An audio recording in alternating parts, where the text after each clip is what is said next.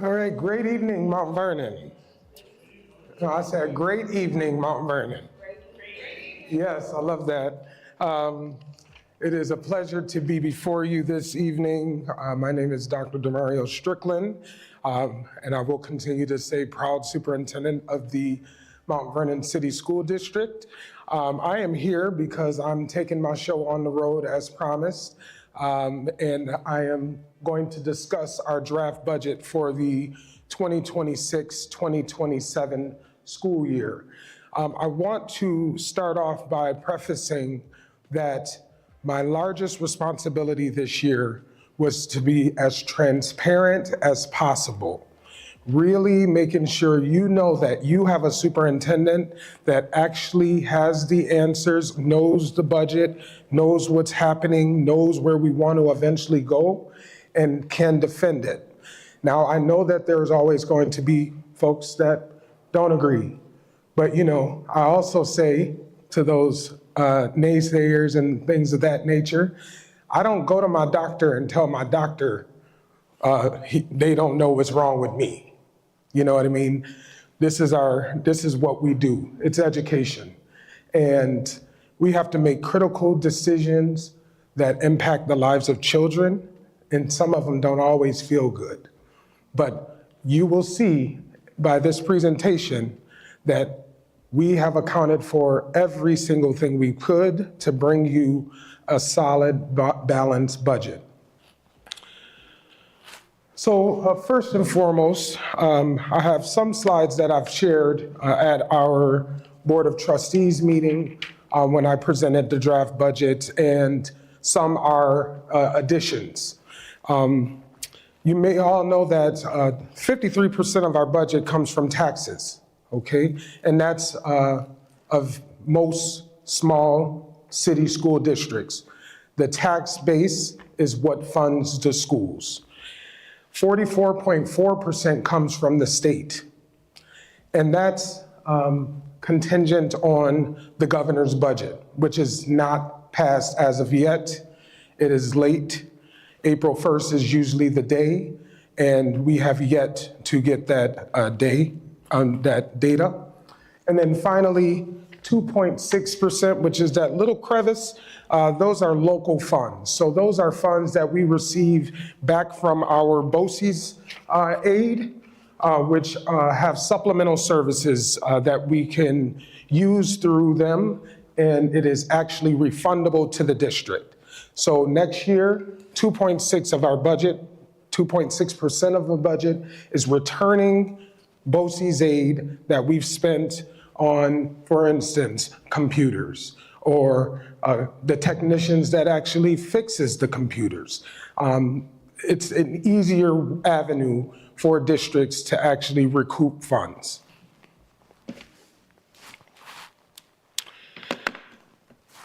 Here's the giant picture of the draft budget revenue. So as you could see, it's broken down into 3 categories, which echo the previous slide. And you will also notice that you see the actuals from 24-25, the adopted budget from 25-26, and then what we are projecting for next year. So this just simply mimics the slide that I had prior. You see again, local aid has gone down $1 million, and that is because myself and the team and the state monitor, we have gone through thoroughly and looked at all of the duplicative services that we are getting from BOCES or that we are not utilizing, and we have exited those from our budget, okay?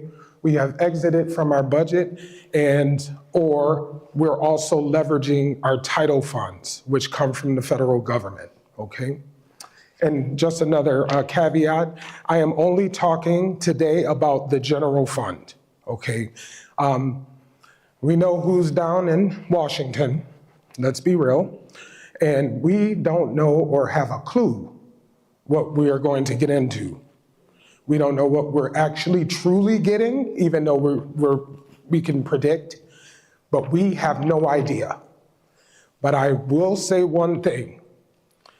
The story that I paint, it really won't be good if, in fact, there were ever any disaster with our federal funds.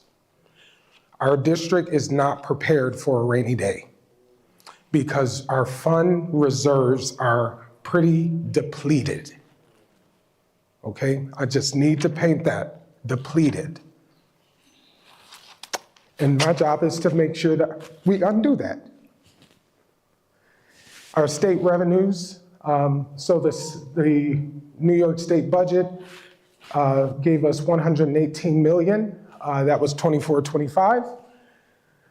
Last year's adopted budget, it was actually 121 million. So fortunately, I believe we were able to get a little under 2%, if I'm not mistaken, from the state.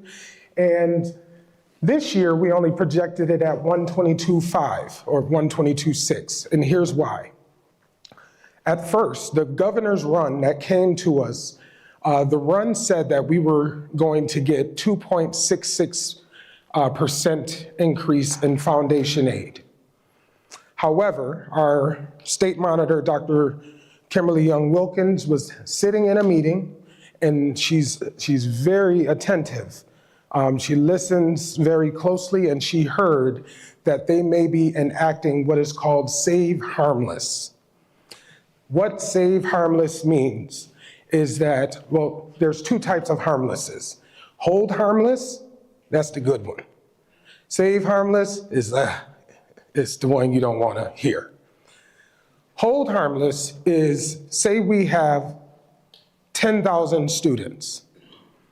If the state implemented hold harmless and we all of a sudden lost 4,000 students and had 6,000 students, we would still get the money for 10,000 students.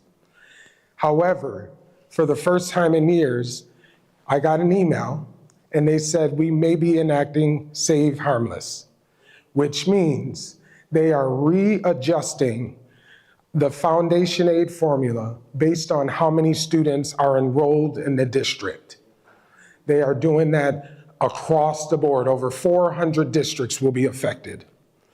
Fortunately, the people that we've put into the legislative branches in our government came out with their one-page bill or one bill, I forget the actual terminology, and they are pushing the governor to not do Save Harmless, but to actually give all districts at least 2%. But what I will tell you is that this budget is built based off of a very, very honest prediction, decreasing our 1% by 1%. Because I don't want to say we're getting this from the state and then it doesn't come. So this is a very conservative look at where we possibly are. And then finally, the tax levy. We've levied 140.6 million in taxes, but remember, it doesn't always come. Okay, we want to be very clear because we need people to actually pay the taxes. And the adopted budget called for 143 mil. And for 26, 27, with the increase that we are asking for, it would levy 146.5, okay? And that would be 53% of our budget. On the right-hand side, you see we actually give or provide the increases, what are the changes from last year to this year, and what percent that actually comes out to. Here's the revenue realities, as I like to call them. Real property taxes increased by 1.99%. Okay, that's what happened in Mount Vernon and many places. The state foundation aid, as I stated before, is based on 1%. So we only did 1% increase just in case the governor says she's sticking to her guns. Our other revenue sources remain stable. And total, the general revenue would be increasing from 272 million to 276.2 million. Okay, so that's the overall picture. Now, we see that there's some key assumptions in terms of our expenses. First and foremost, you see that salary expenditures would decrease by 1.5 million. Now, I want to make this very clear because I've actually been in the background looking at what people are saying and things of that nature. This does not mean people are being cut. What we found is that there were carryovers of vacancies into this budget, and we are able to actually remove vacancies from the budget. And that's one of my big factors. What are the long-term vacancies? Because obviously someone's doing that job. So it could be removed from the budget. That's what amounts that large 1.5 decrease, okay? That is the 1.5 million decrease. Everybody healthcare going up. I just got word that one of my prescriptions is gonna be $15.25. I'm mad about it, but it's a way of life. We're projecting it to increase by 3.4 million or 8.7%, okay? And this is not just Mount Vernon wide, this is United States of America wide. Healthcare is increasing for everyone. Contractual costs increase from 67.7 million or 6.1%, and that is largely due to charter school enrollment increases. I want to, and other expenditures stayed flat. I want to dive into bullet 3. One of the things that we have been advocating for in the Lower Hudson Council of School Superintendents is that if you're going to have charters, then you fund them. It should not come from our budget. But unfortunately, it comes from our budget. So basically, we have to pay 17 million, which is the number, and that's based off of 6,500 students that we have in-house, when there are 300 to 400 students that are accounted for in the charters. We don't get 6,800, we only get money for 6,500. That is why that number continues to increase. Our charters, one of our charters have expanded, and we have to put that in the budget. So I just want to, start putting those nuggets out there because these are the various factors that affect us. And it affects me as well, as a citizen of Mount Vernon.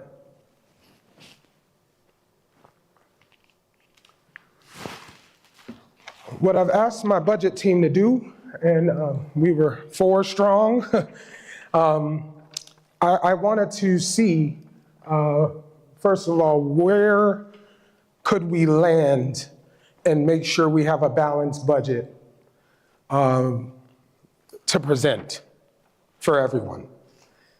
We found out that our tax levy could go up to 2.6%. When we went through the various numbers, we eventually saw that 1.99% would balance our budget, Now, I want to just, give you some caveats here. There are other school districts in our surrounding area, and I know people want to say, well, we're not them, and I get it, but we want our babies to thrive and get the things that they get. They are exceeding their tax caps. I've heard some numbers upwards to 5%. I mean, incredible.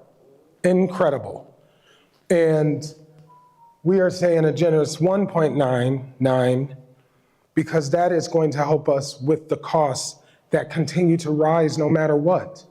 And we're talking about salaries. We're talking about health insurance. The slide I just showed you, those expenses just go up every single year. Last year at this time, I looked, I think we was paying $2.39 for gas. I don't even want to go to the pump today, especially after yesterday. And I know that I was paying, I think I paid $3.98 somewhere, and that's happening to everyone. I told you about my medication. I'm paying $8 more, and that just changed. I was like, what happened? These are the costs that are just naturally happening to everyone, okay?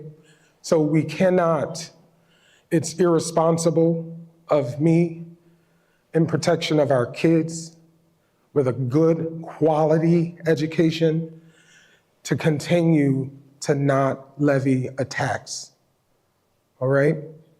It's very, very not fiscally responsible. And again, it's even scarier for me with a budget where I don't know if they were to say we are not doing free and reduced lunch, or we are not doing pre-K, or we are not funding, well, they're really not funding immigrant students because they're gonna put all the title funds in the form of block grants. So that's already coming down the pike.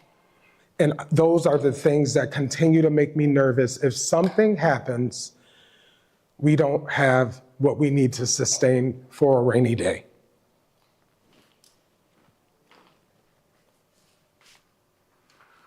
So the things that we've done to balance the budget, again, the current budgeted general fund revenue is 276.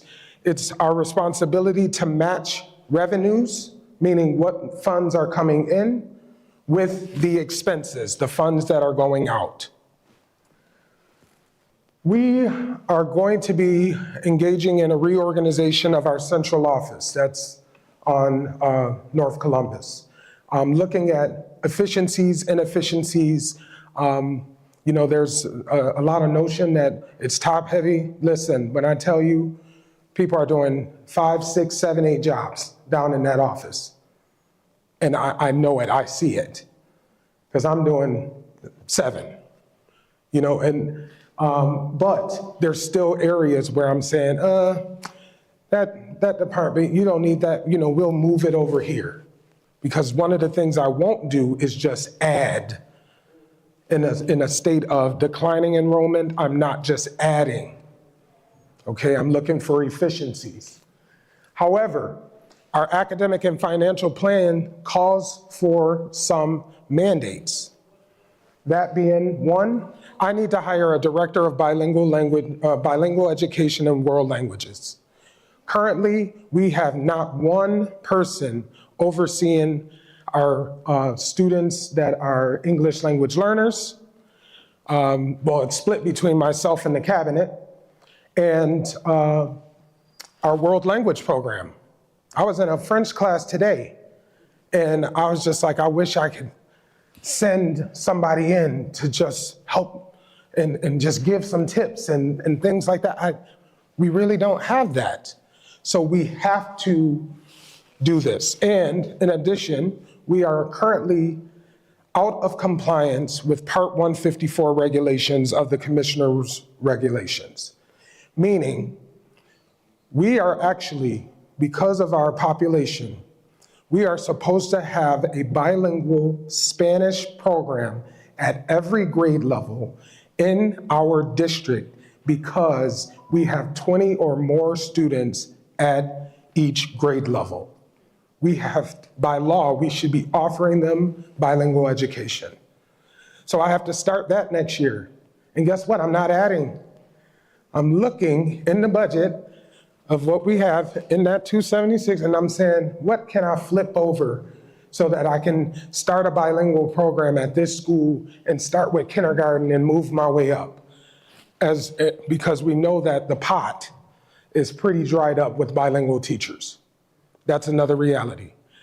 And pretty soon, I'm worried about Arabic coming down the pike, and then Mount Vernonites, we all know, Portuguese.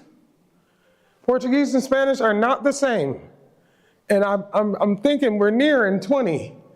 So I just really have to be strategic, and I need some individual that with that expertise to come in and really help our students become bilingual and biliterate.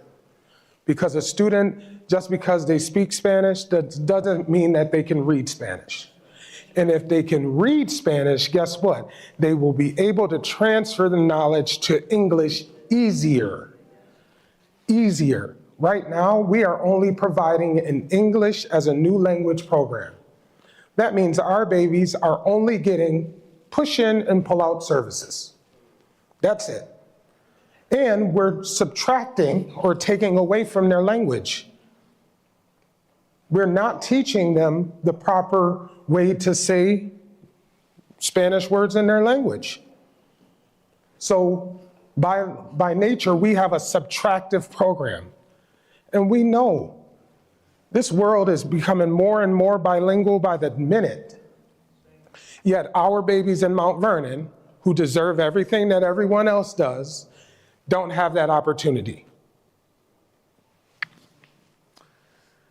And again, finding efficiencies within the current budget, and we're also leveraging title funds, okay? We're leveraging title funds, whatever's supplemental, we're taking it out of the general fund budget, and we're placing it into title to make sure we maximize money that goes away if you don't use it. We're revving up for gifted and talented. I heard that loud and clear.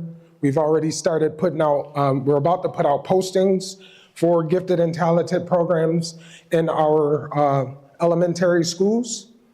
And I want to call it enrichment because that gifted and talented is more of an elitist type thought, and I don't really like that. But this is an example of where the community survey, we listened loud and clear, and we're making equal access in our schools.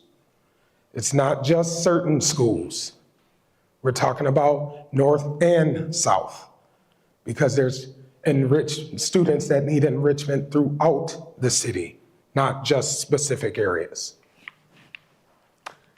And then math support specialists, looking at how do we rev that up. And again, I'm not adding to the budget. I'm just saying, oh, we have a vacancy and it's been vacant for 370. We continue to advocate, with the federal government. I've been to Albany probably 3 or 4 times within the past 2 months, 3 months. I'm saying, look, Mount Vernon need money. They've actually come down here. Commissioner Rosa has sat with me in my conference room and said, Dr. Strickland, what is it that you need? And the first thing I hit up is, listen, I need capital money. The conditions of our buildings are not, they're not to standard. They're not.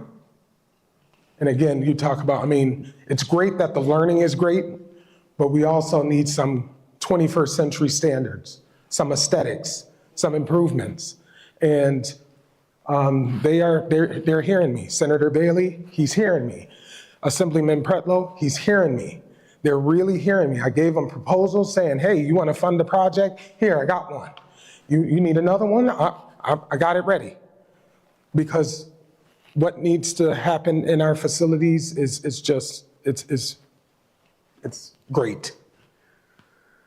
We continue to do these community forums, being vulnerable, coming in front of you all. Not many people see superintendents be able to talk to budgets. Yes, I can, all right?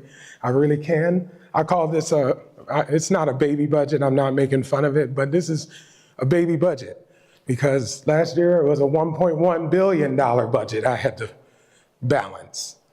And the fund balance was the amount of our budget.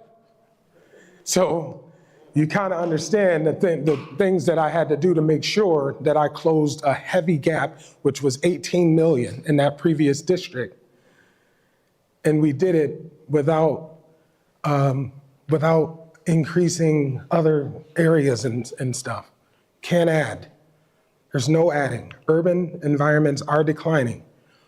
But I still have more to say about that because people are painting a picture of a reality in their mind that is actually opposite of what's our truth in the school buildings. And that's in a future slide. We're waiting on the governor's final run aid. As I said, the governor's budget is late. Hopefully when I get my paper, the final runs, it says 2.66%. And we need this last bullet, the fund balance. Having money in our reserves actually makes our ease of getting credit better. It really helps support, when we need to go out and do repairs. Because now people are like, you ain't got no money, so you might miss a payment. So, we're gonna make sure your rate is 14% and other districts get 2% because of their fund balance. So that fund balance keeps us extremely vulnerable, extremely vulnerable. This is just some important dates. The 21st, I'm going to be at Pennington, and I am still trying to get one or two additional forums at a community center and hopefully one of our faith-based partners down in the more southern part of Mount Vernon. But it all commences on May 19th when you vote for the budget. Yes, please. And when you vote for 3 trustees for the city school district. So I wanted to really paint a picture about school utilization.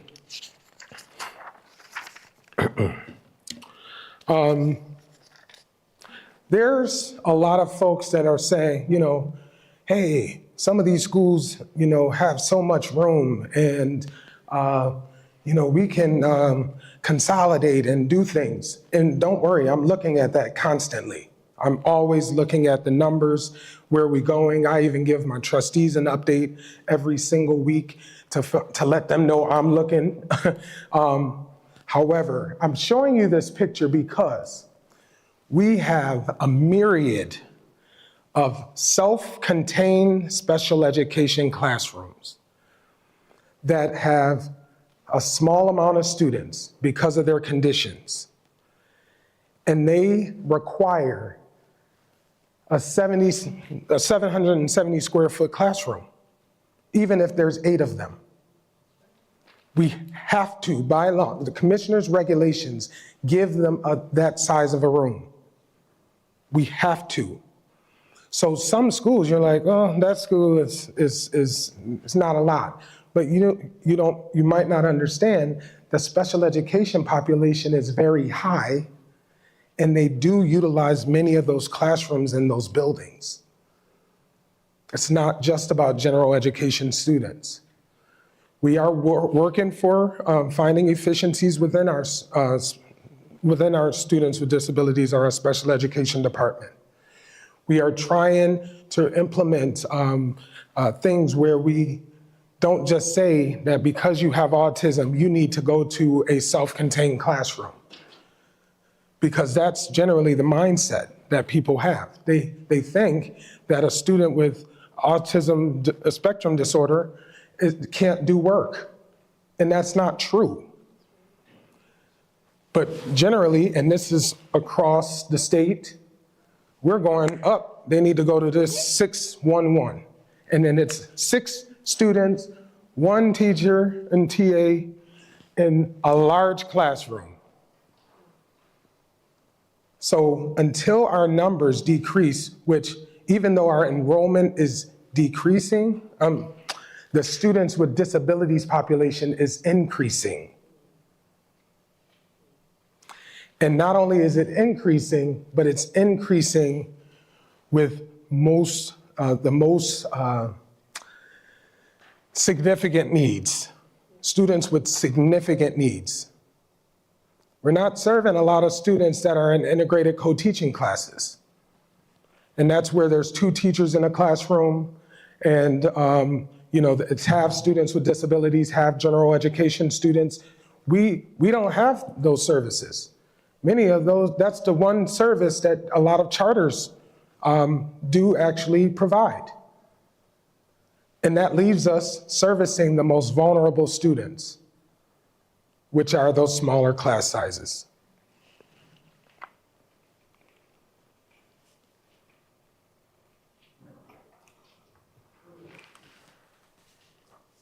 So just to talk about the staffing alignment with enrollment trends.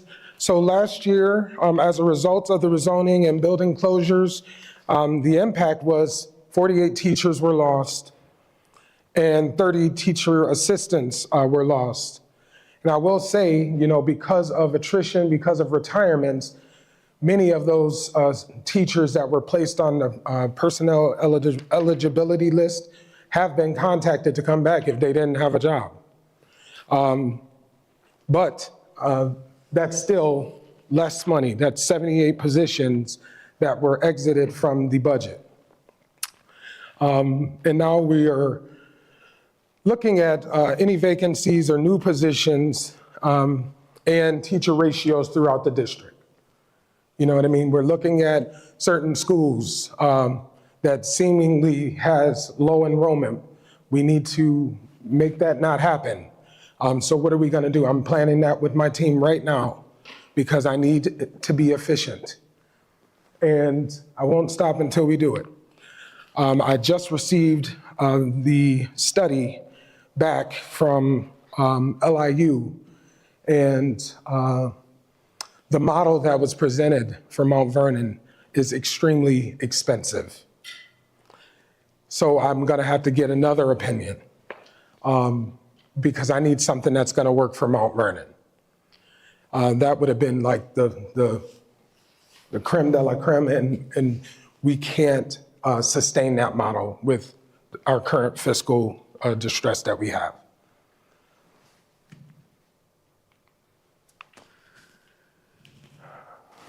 Here's some key cost drivers. Wanted to break it down for you.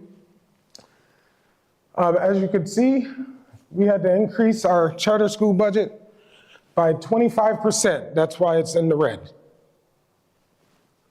17.5 million of our budget is going to charter school tuition. Special education. Remember I said we're educating the most vulnerable? That means sometimes there's a teacher and that student needs a one-to-one teacher assistant, and then another person might have a one-to-one teacher assistant, and then there's only 2 other students in a room. 40 million. We have worked extremely hard and diligent to really streamline our continuum so that we could be as efficient as possible with our special education classrooms, and that is still what the cost is. And not only that, our related service providers are few and far between. We don't have a lot of speech pathologists, psychologists, occupational therapists, physical therapists. We don't have those individuals, which means we have to contract. And what are those contractors doing? Jacking up the costs. Transportation is a positive. We're looking, next year, we're gonna be spending 16.1 million. There's a slight decrease of about 8%. And that's because we've done a thorough scrub of looking at our students with disabilities who were receiving transportation just because they had an IEP, and really determining if, in fact, they actually needed transportation. And we boiled it down to students that are mainly physically impaired or have cognitive disabilities. Because there's some students with disabilities, I drive around, some students with disabilities, they walk to the store, and guess what? The school's next door, but they were getting a bus. And we got 4 million phone calls in the beginning of the year, but we had to hold the bar because I have to be fiscally responsible. It's very inconvenient at first. I mean, people are making do, and that's how it is. Now, we still have, again, I told you we started with deficit budgets. That means the money was swooped already.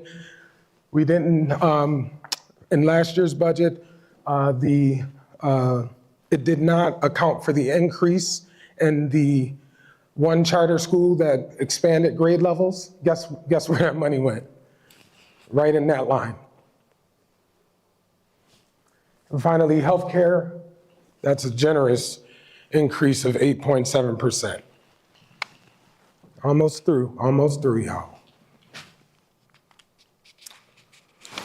4, operational efficiencies are underway. We have facility utilization of existing buildings based on the latest building condition survey reports. This is where we're mandated to actually contract with an organization. They come in, they assess the conditions of our buildings, and they say, these are the things that are tier 1, meaning you need to do it now because these are safety issues. Here's tier 2, meaning you can wait a little bit, but it's gonna eventually become tier 1 if you don't attend to it. And then we have tier 3, which, a little further off. Some of the facilities have not been addressed holistically, that those tier 2 situations are now tier 1. I'm dealing with $411 million in tier 1 issues in our buildings. I can't keep putting Band-Aids on things. It's a safety situation here. We're gonna have to do something different. And then finally, special educational reviews for internal versus contracted services. We're looking at what's the better bang for the buck. Of course, we try to hire internally, but at times, again, service providers are few and far between. Even things like nurses. Nurses are making more money being traveling nurses now. I don't know if you know that. We would have to jack up the rates for nurses to like $150,000. And that's a lot. So sometimes we have to contract some of our nurses to save money. But that's just, again, it's almost becoming the norm in our educational world. And I'm big on a longer term plan. I always, again, every week, I ask for an enrollment trends presentation from my technology office. I'm looking at when students all of a sudden are coming into the district, which I think my number went up this week because we're getting a little close to state exams. I'll let you figure that out. Regents time. The high school number might go up a little bit because we're getting close to exams. I'll just let you understand that. But I'm always looking at it. And we're having preliminary meetings with state education department, with the state monitor to try to see if there's any money that's on the table that we've left off. Okay.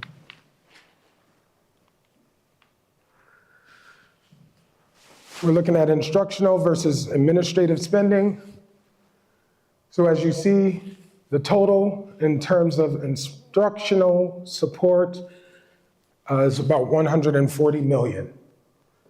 Administrative support is about $43 million. Okay? I just want to be clear on both the top and bottom. we are not competitive with our neighbors. We cannot provide the best of the best because they'll go a few miles north and they can get $10,000 more dollars, and I can't do it. We have to start getting competitive. But again, this was more of one of the questions that was asked. So administrative support growing about 2.2% and 2% for instruction, 139.7 or 8. And you see again, the percent differences. Now, some people might say, well, I don't have any schools in the district, so why should I vote yes on a budget? Well, the reality is, if I'm able to create excellent schools, your property values increase. Even if that family with the child doesn't send them to the school, your property value still increases. I was just talking to our wonderful trustee here. She said her old house, 700, how much? $750,000 house sold not 2 blocks from here. And $1.1 million, a few additional blocks from here. And I'm going to show you the next slide why that probably happened, which I'm very proud of. But if we create more of our schools, they're good, and they're itching towards excellence. And I want to say they would become excellent when we bring up the infrastructure. But if we get there, we will be able to improve our property values. 20% is the average higher home value if we have excellent schools. 2.5% boost in nearby homes prices. 91% of families choose a neighborhood to move into based off of schools. 91%. Again, I have a duty and obligation to make sure we're doing it as best as we can.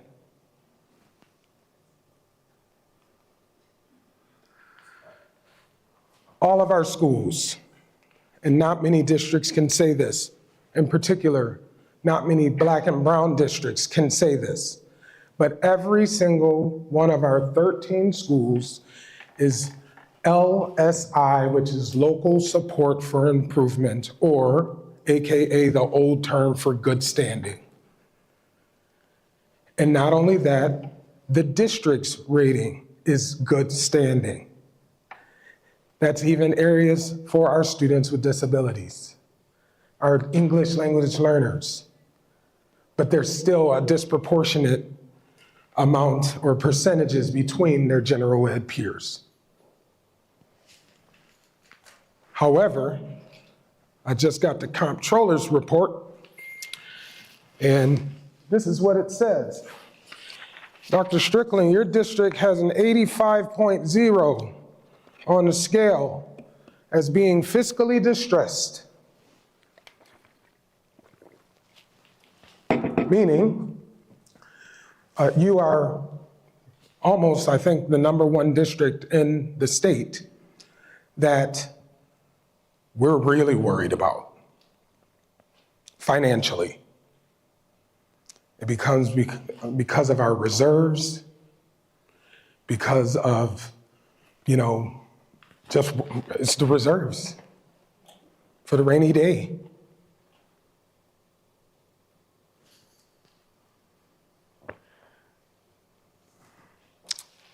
That's all, folks. This presentation, we will make sure it's on the budget portion of the website. I will leave this up as I entertain all of your questions. No questions, if I don't have the answer, I'm gonna get it for you. But here's the thing, I just wanna Generally, I will allow people to talk about anything, but I just want budget questions. It'll help us stay on track. And please, when you come up, I need you to speak into the mic. We are live streaming, and we want to ensure that the individuals at home can hear. So if you have a question, I will gladly share the mic with you. And thank you. Thank you for listening.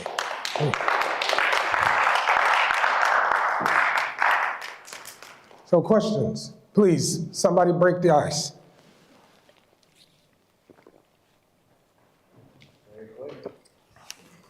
Sir. Sir. How you doing, my friend? I'm well. Good to see you. Same here. I have less questions than last time. Yep. So my first question is, how does this budget move the district closer to the monitor's academic and financial plans? Okay.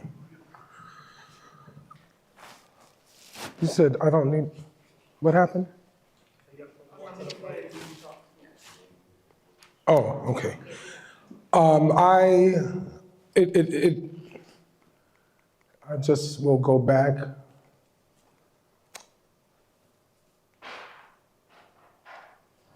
So one of the recommendations that the monitor has provided that, has, first of all, our monitor has been fantastic. And she has done a real fantastic job. She's a former educator. She used to work for state education department, and she understands that change is gradual. I'm not going to change things like that. I want to, though. I'm a former principal. I can't. It's got to be little by little. And that is the best type of change. That's the sustainable change. So many of her recommendations, things that she knows is far-fetched, she put them for 27, 28. Dr. Strickland, don't worry about that right now. However, you're out of compliance with the commissioner's regulations. You must, I think that's the language, you must get a director of bilingual education and world languages. You must reorganize how central office looks and make it more efficient.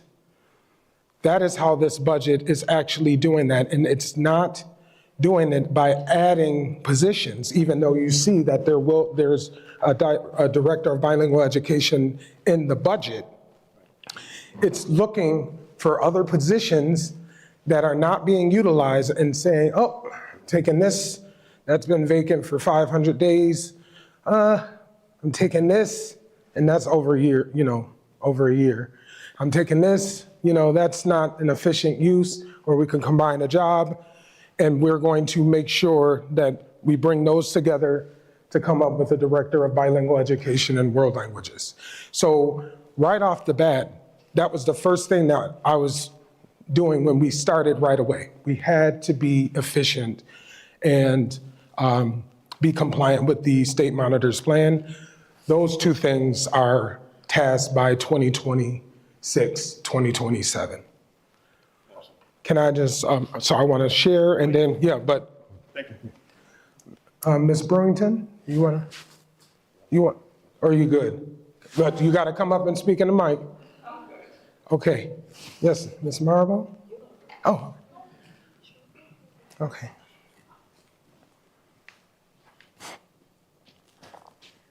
Thank you. You're welcome. Plan on coming up. Yeah. One thing that struck me in terms of director of bilingual. Thank you for correcting me. Yeah. Bilingual education and world languages. Yes. The first thing that came to my mind was AI. I would think that you would be utilizing AI in that regard to help mitigate, the budget costs with that. I think that's a very simple solution. Yeah. There's so many platforms for it right now. Yeah. I'm a fan of AI, but there's still some it's controversial. You know what I mean? Not every family or parent wants their children using it. But I will say, some AI programs can't even get English right. So what you think they're gonna do when they translate? They're gonna give you some hoopla, you don't even know what it is. So we have to be very careful. But we also have to remember that not everything can replace a quality teacher. You know, not everything can replace a quality teacher, and we need conversation to happen. Ever since we started taking those cell phones away, and guess what's happening? More conversation. Kids are talking in school. Kids can't record when they have altercations or beefs. You know why? They don't got their phones. Because that was the #1 driver. You know, when they got their phone, they were like world star. They can't do that right now. Now after school might be a different story. And we'll get there.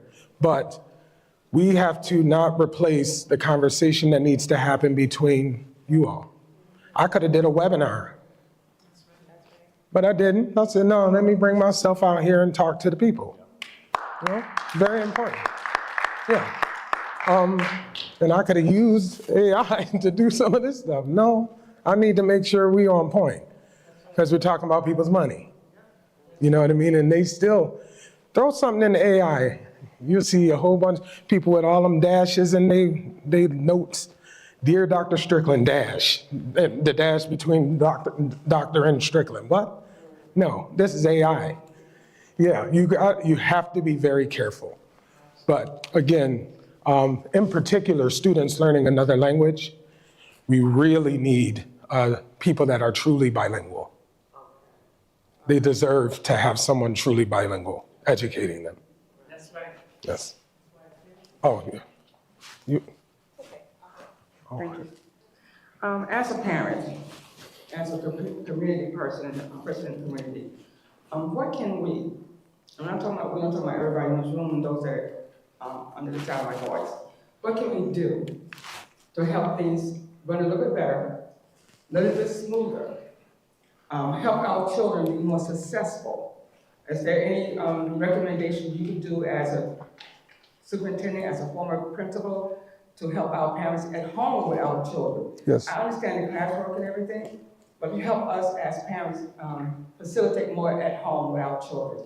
That would be my desire, that would be my goal. I think children who learn at home as well as school have a better chance of success. Of course. Thank you. So that's a very great question. So what we're trying to do first, we've moved parent liaisons from contracted services into actual employees. And this will allow us to help support families with strategies, things they need, the tools they need to help the babies, your babies at home. When we get new curriculum or when we are reviewing curriculum, one of the caveats for me is to ensure that there's a strong family and community component to that curriculum. Parents have to be able to navigate the website. They have to be able to speak to what it is that's going on. I want to make sure that the strategies in the book help the parents, help the kids at home. And there's some things like old-fashioned reading helps a lot. Reading to your child so that they can hear the way words really should sound. Those are the small things that we can do to help our children at home. As a former principal, and this is something that I am going to encourage my principals to really aim for next year, I used to do what's called academic parent-teacher teams. Teacher conference, you hear how your kid is doing. Some of you leave mad, some of you leave happy, but you don't leave knowing what you need to do to help your child. I flipped that concept. Parent-teacher conference at my school, as a former principal, involved teachers planning an activity for their families where they're teaching a strategy and providing tools that they have used in the classroom and they're teaching it to the parents so that they are equipping the parents with the tools to help them at home. I want to move towards more of that type of model rather than just saying, well, Johnny can't say the A words, can't say O's, he curses, the stuff that doesn't help, stuff that sometimes you already know. But if we go to a more structured approach of when we are in front of families and always take advantage of really providing them with tools that are going to help their child succeed, I believe that we will continue to improve and support our families.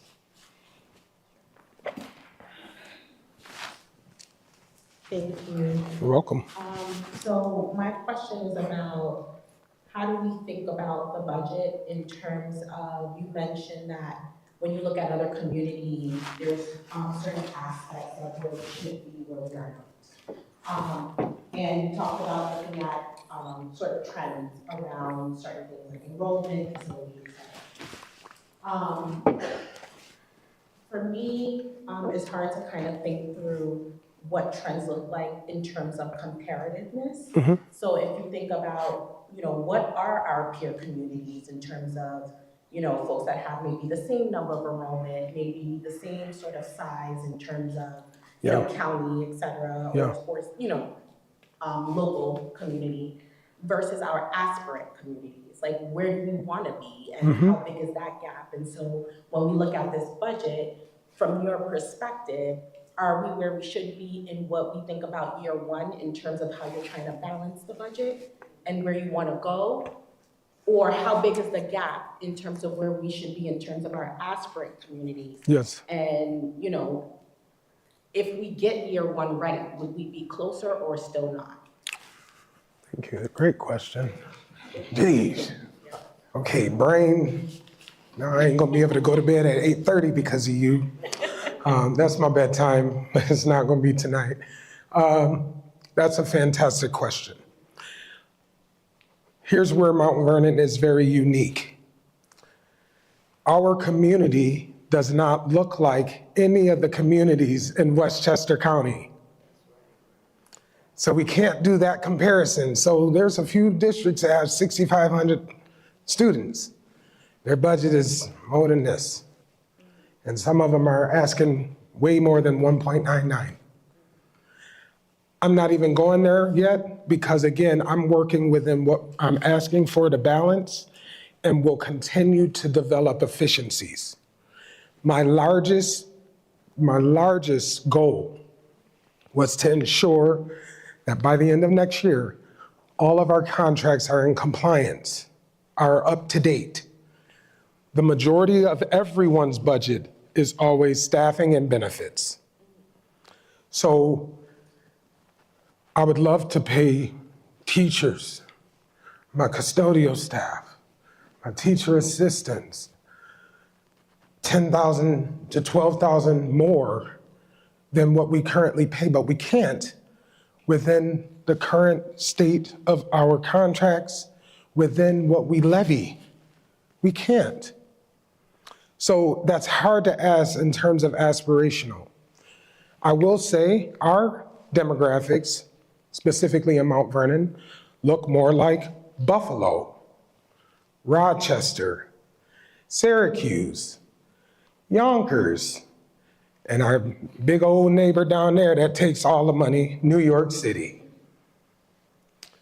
And the best thing about those districts is that they don't have to levy taxes.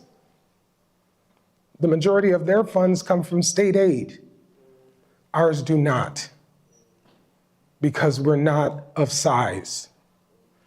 So they still have budget gaps, don't get me wrong, because their costs continue to increase and the state is like, no, we're not giving you money. Or we're doing Save Harmless, where you once had 30,000 students, now you have 23,000 students.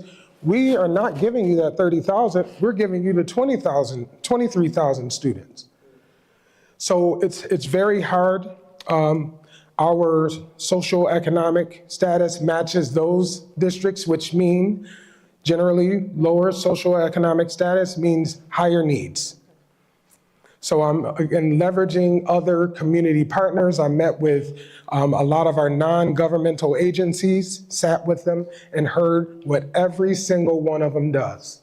Because now what I'm starting to do is plan a continuum from birth to career. Who can help at each level to start strategizing on how it is that we can actually support the whole child?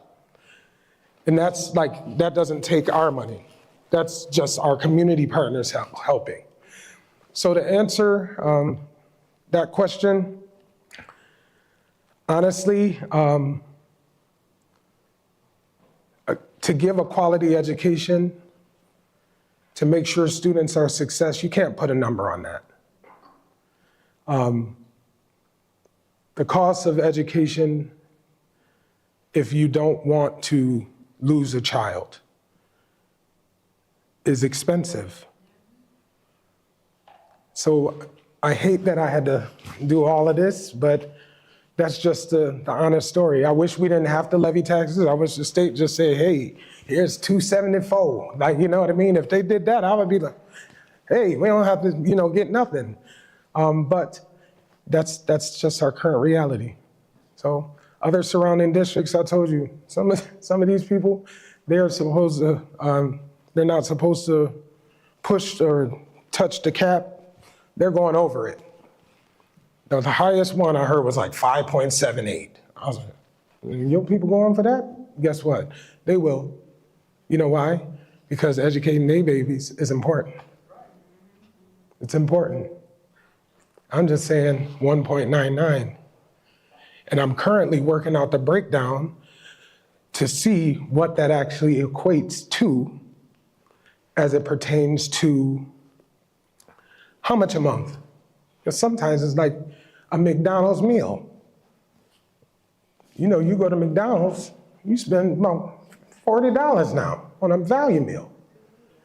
I'm just asking for $40 extra to educate your child. And then people always say too, and I gotta put this out there, well, you educating our students and we pay $21,000 per kid. Well, the student that goes to that private school, they pay $48,000 a year, or 70. I would love to say we're doing that. We would be swimming, but I can't. Again, I wanted to show this. You invest in your schools. If our schools, which are fantastic, and guess what? I've walked through some of these suburban schools, and our staff outdo all of them. They honestly outdo all of them. And I told you what separates us from good to excellent is our infrastructure. But if we improve every school to be an excellent school, we get students back. So they're not going to New Row for Catholic school, they go into one of our schools. They're not going to the charter school, they stand where they are. We will increase the property values. So I'm saying that out there for those individuals that don't have kids in school. It's still an investment, a positive investment in our community, in your pocket.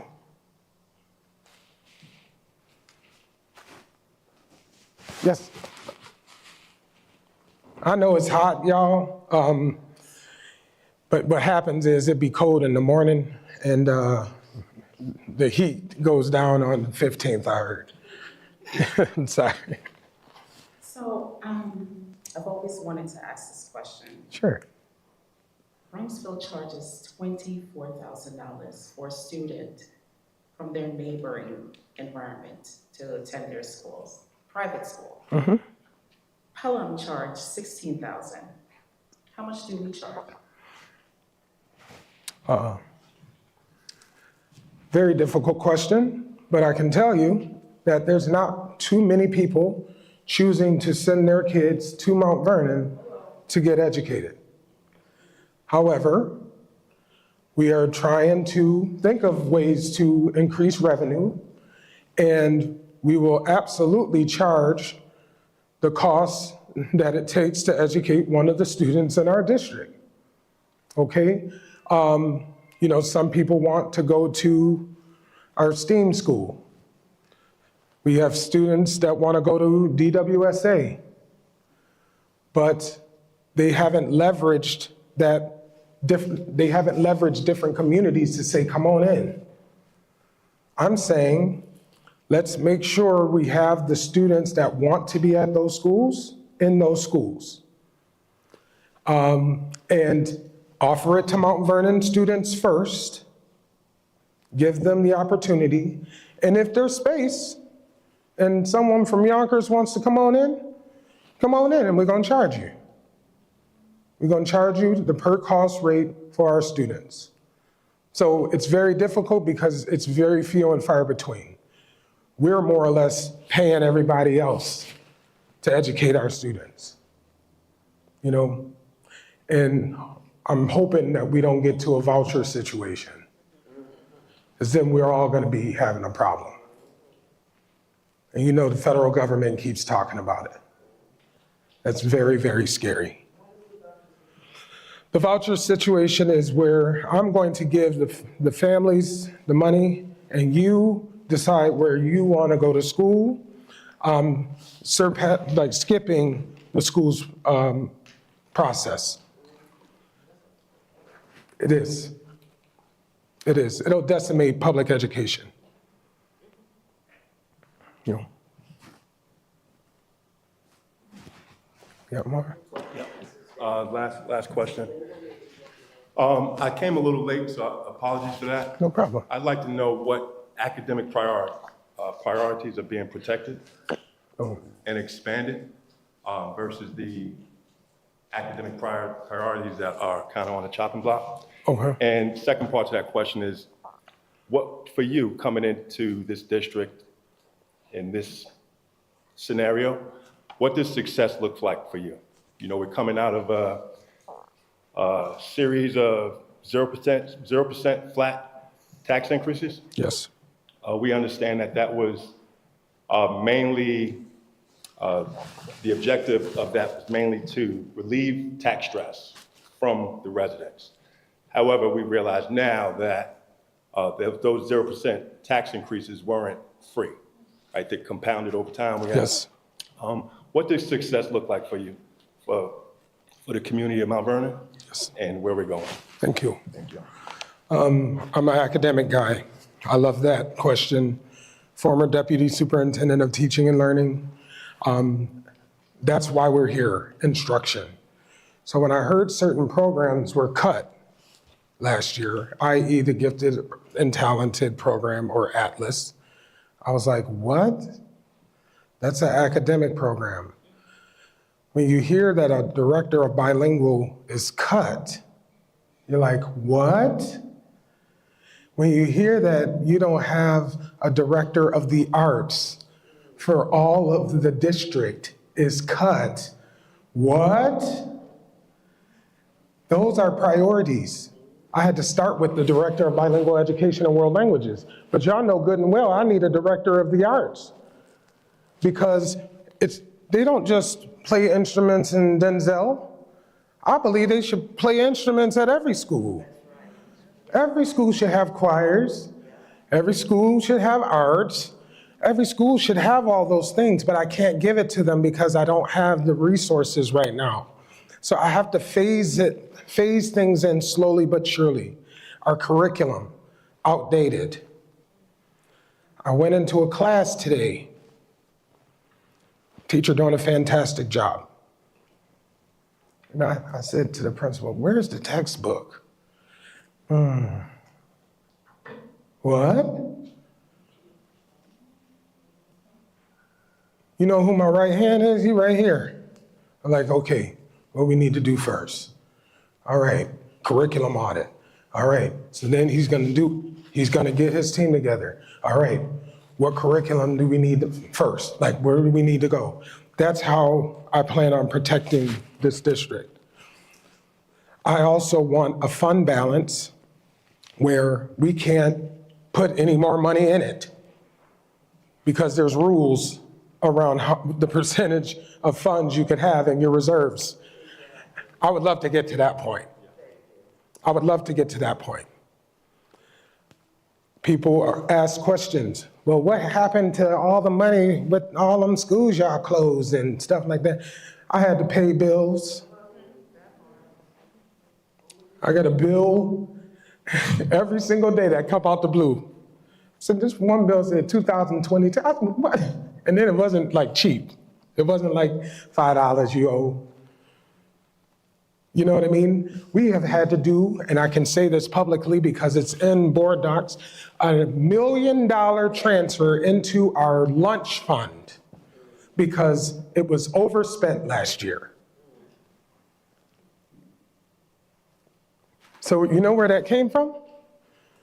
Any other savings that I had in different areas.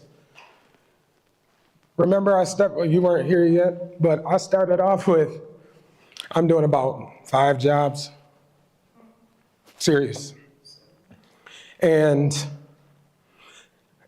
it's sad, I'm not burning myself out because I have to like travel.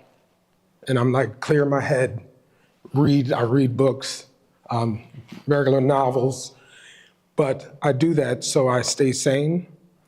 And I'm doing that also because I'm sacrificing some positions so that I can have some additional savings. I'm like, I can do that for a little bit in order to generate some savings. And again, I tell you, every day I turn around, there's a new bill. So being fiscally responsible, making sure we're paying bills from the current year and not previous years. We're trying to be efficient with our purchase order agreements. You know, we are investigating if services were actually rendered, because when people know you're fiscally distressed, they will actually go as far as making up a bill and sending it to you. And I cannot tell you how many people talking about, Dr. Strickland, we're about to take you to prison because your district doesn't pay that bill. And then you only find out that they never gave you the service. Or they sent you some bookmarks that you ain't asked for. So those are the things we have to investigate. So success looks like I can't put any more money into the fund balance because it's at the fund balance cap. Success looks like all of our buildings up to 21st century standards. Success looks like paying our teachers comparative wages to the area, to the individuals in the area, and that's actually all staff. Again, some people are making hard decisions. They're making hard decisions because people are like poaching. Of course, contract people think about that all the time. However, I've had exit interviews with individuals that have told me, Dr. Strickland, it's not about the contract. It's about leadership. It's about what's happening. It's about where we need to go. That's why they leave. But it makes it even easier when you leaving because so-and-so or these people getting on your nerves and you're about to get an extra $15,000. I worked in a district where we were out of a contract for 10 years, and I had maybe 2 teachers leave. So I'm really working with our school leaders to make sure they have the tools to keep their staff motivated, to build positive cultures in their buildings. And like I said, the academic program is at the heart of any school. Really looking at how I'm going to improve or embellish our curricular components, working very closely with that team. It's a passion of mine. I'm like very nerdy when it comes to like picking textbooks because it's like, you know, it does all the things. Looking at how we become more family and community oriented. I've been, again, inviting in the services of the non-governmental agencies in Mount Vernon and Westchester County, saying, hey, this is an area where you could help us, because social emotional learning is difficult right now too. Our students are experiencing a lot. Our students are experiencing homelessness, and homelessness doesn't necessarily mean you don't have a home, but it means that your parent doesn't have an actual address that is their own, it's someone else.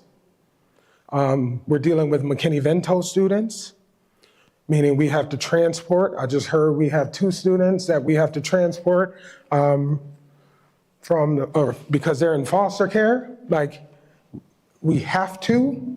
We're transporting a lot of McKinney-Vento students. They're getting transported by all county buses. And those are things that are just going to continue. I don't know if you heard the mayor of New York. There was a press conference the other day. He said the equity is a huge issue in New York City, where you have the average income of a white household was $200,000 and blacks was $20,000. We can't stop, won't stop until we say we all on par. So a lot of aspirational things. The last place I will ever look is academics. That's just my core. I'm a teacher at heart, love it. And again, I mean, there's so many things, but I'm gonna be strategic. We're gonna be getting a strategic plan together, because it can't just be my vision, it has to be the community's vision. I'm just leading the work. I'm just leading the work.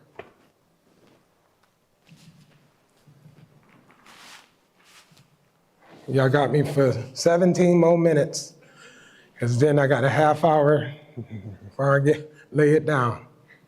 How you doing? Hi, you said that All County picks up which group again? McKinney-Vento. Okay, so I was wondering about the high schoolers, the older kids, because I do take the public transportation, the 52 bus, 7:28 in the morning, and it is crowded with students. Yes. To the point that I'm taking different buses later, or even having to walk part way Yes. to get to work. And I work in the school district. Yes. So I'm wondering, is there no longer an early bus for them, or, and it's the same thing at 3 o'clock on Fridays? Yes. They're taking public transportation again. Correct. So I'm wondering what's happening in that area. Sure. Very good question. I was flabbergasted when I went into our student placement office. And I looked on a flyer and it said, discounted rate $145 for a bus pass. I could not believe that. Like, I was like, what? Problem number one. So kudos if they have the money and they're on the bus and they're able to get there. I mean, I hope they're being respectful, but don't worry, I'll talk to the principals about that next week, Wednesday. But I don't believe that there has been true conversation with the Beeline company to actually, one, come into contract, because transportation is aidable, to figure out how we can, one, get specials like an early bus, that run specific routes only for students, have them go to the schools and pick them up and take them into their communities. I don't know if that has happened, but trust me, and you can ask anybody in my 2-person transportation, 2.5-person transportation department if I haven't brought that up. So I'm desperately looking into that. There are students way at the tip of the south side that have to go all the way to Mount Vernon High School. That's over 3 miles. And they gotta walk if they don't have the money. And then we wonder why chronic absenteeism is an issue. So I am looking at ways on what are we gonna do where we get our, in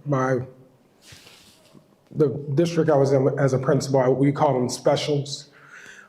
Get those buses to look at where high concentrations of students are, to pick them up at a certain time and take them to school.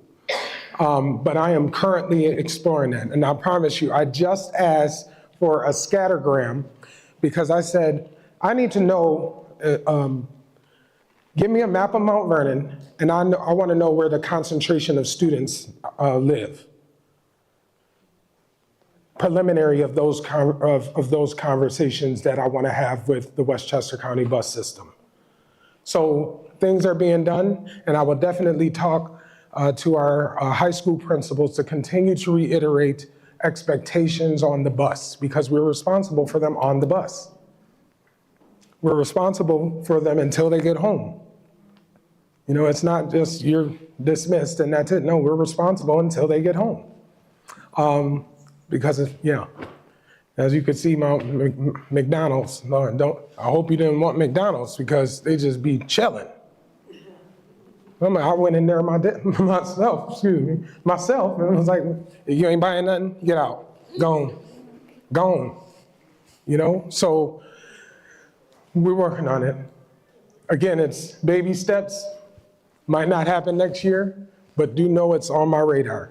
And I definitely don't agree with charging students to get to school. I definitely don't agree. Yeah.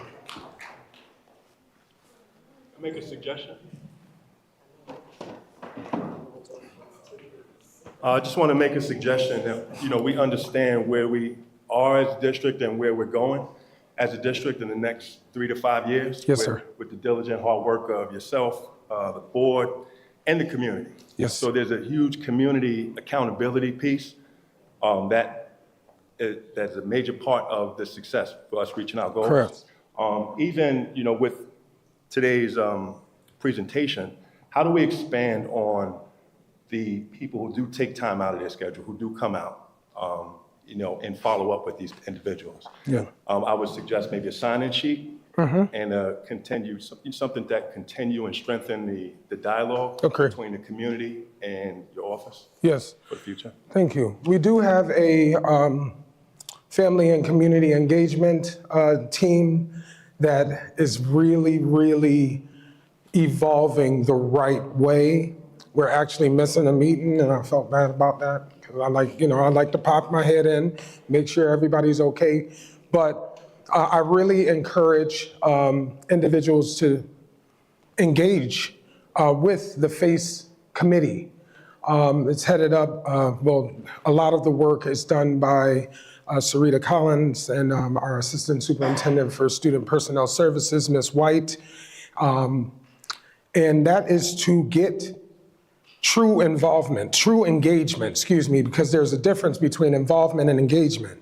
Engagement is what we actually want. Involvement, that's saying you're being a great parent and, no, engagement is actually us really working together to make sure that our babies are successful. So that's an easy first way to start. I agree with the sign-in sheets. That's a good, suggestion, and it helps, being continued transparent. You see that I was diligent and made sure that we continued to do the robocalls, and we did one during the day. My phone went off too, and we did one at night. Just really trying to be out there. I'm putting this on the website. I have nothing to hide, So, I always take suggestions. I can't meet with every single person because I do run a district. People fail to forget that I need to see the superintendent. No, he has staff. Like, I have to do stuff like this. You know what I mean? Change what's happening. But I'm always willing to hear suggestions. Actually, part of these, the 1 through 5, that actually came from someone who said, They really appreciated my draft budget presentation that they watched. But here's a few additional questions that I kind of have. And when I was reading that email, I was like, ooh, these are kind of dope. And it actually would strengthen exactly what it is that I need to use. This came from that person that emailed. I might not be able to respond to all of them because everybody's emailing, but do know I read them. And she was talking about school utilization. And I was like, again, people think they're underutilized. That's not true. It's not true. We have a lot of classes that are self-contained. We really do. One of my schools has 10 kindergarten self-contained classrooms. 10. Kindergarten with the highest needs. The highest needs. That's not counting the other ones with the same designation throughout the district. You know what I mean? So they were asking about staffing alignment. We're looking. I got an email from a principal. I would like to do this and lower class size and stuff like that. And I'm like, well, we got to see how we can do this. I need to figure out how I might shift some stuff. But I didn't make any promises because the utilization is difficult. And I don't want 30, 35 kids in a class. I don't know. Key cost drivers, these are our big ticket items that go up no matter what. Then she brought up operational efficiencies. So like I got conditions reports going on right now. Looking at our technology, we are finally building a maintenance plan to get those old devices out and bring in the new ones so that we don't have or continue to infatuate a digital divide. And then, looking at special education services, even though those are mandated services, we still need to look at how we can bring the cost down. And then she said long-term plan. I'm all about long-term plan. That's going to help come with the strategic plan. And finally, understanding the difference between how much we spend instructionally and how much administratively. We are in the process of creating a draft budget book. We're creating a draft budget newsletter. The draft budget newsletter will have a QR code link to the budget book, because when you're a district in fiscal distress, I can't be sending you 30-page books that's gonna cost $60,000. I'm gonna put it on the website and say, hey, please do this. You know what I mean? Please just go to the website. And you will see a lot of similar slides. But then I bring out some high ticket areas, for instance, special ed. There's gonna be area profiles, that's what I call them. I pulled out high ticket items where I'm asking for write-ups from those department heads so that you all can actually see some of the big highlights from the budget, and it's really giving you salient information. What are the goals for the gifted and talented program? You're not just hearing, we're trying to get 7 teachers. I want you to really be informed. So that's what I'm trying to do. And I'm trying to bring the language down where it's not high level. Somebody was supporting me with this presentation, and they put BCS. And I'm like, these folks ain't gonna know what that is. No, I just gotta say building condition survey. So again, that's what we're doing.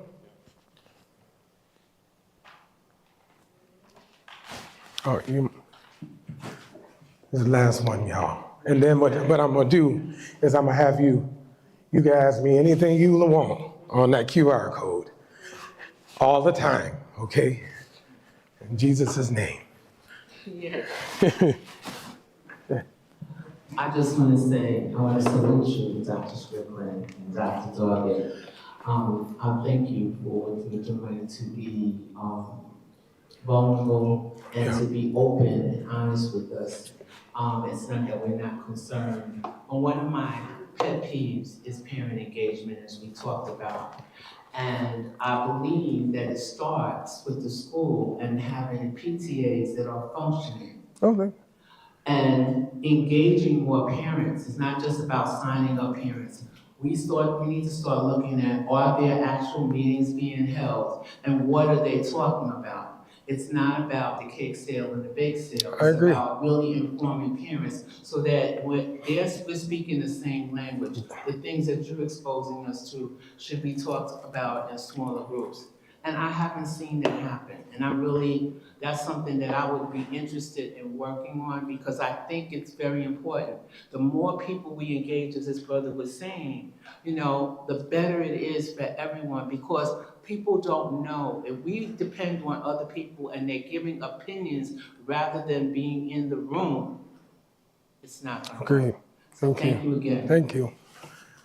So just a quick note on that. I'm just letting you know I already made a commitment to the PTA Council. I meet with them on a monthly basis where they tell me about what's happening in the schools, what schools where it seems like they just want us to fundraise versus really be partners. And I hear their concerns. I truly do. And sometimes my meeting with them is longer than the unions. Like, I'm serious. But it's some good stuff. Because I do know that family, community is at the core of all of this. You know what I mean? If schools didn't exist, who's going to educate them? All of us. That's the reality. So I couldn't agree more.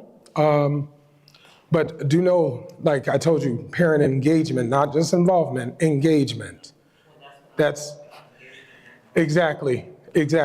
I mean, I know we still have some folks with barriers. Where I can't get into the building. And I'm like, well, we have to balance those things because sometimes you hear about some interesting situations. Schools aren't as safe as as they once were. Things are happening. In a previous district, they had to go into lockouts in I think 4 different schools. You know why? Because a parent was having an episode and they were trying to go to the schools to get their kids and do harm.